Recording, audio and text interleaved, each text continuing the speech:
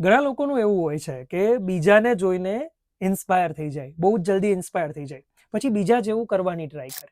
જેમ કે કોઈ વ્યક્તિને તમે જુઓ છો અને એ વ્યક્તિ બહુ જ હેલ્ધી તમને લાગે છે કે ભાઈ આની લાઈફસ્ટાઈલ બહુ સરસ છે, તો તમે એના જેવું થવાની ટ્રાય કરો કે ભાઈ મારે પણ એની જેમ ડિસિપ્લિન લાઈફ જે છે એ જીવવી છે.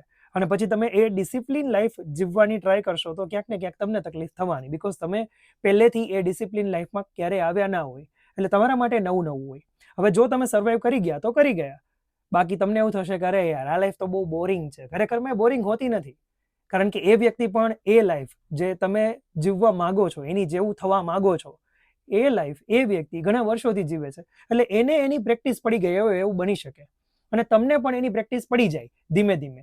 પણ આપણે કેવું છે, બધું તરત જોઈએ છે, ત્વરિત, એકદમ બધું ફટાફટ થઈ જવું જોઈએ યાર. હું જો જીમમાં જાઉં છું તો મારું બોડી એ ફટાફટ બની જવું જોઈએ, મને તરત જ આમ સિક્સ પેક એબ્સ મારા બોડી ઉપર મને દેખાવા જોઈએ, મારા મસલ્સ મસ્ત મજાના મેન્ટેન થવા જોઈએ, આપણે બધું આવવું જોઈએ છે.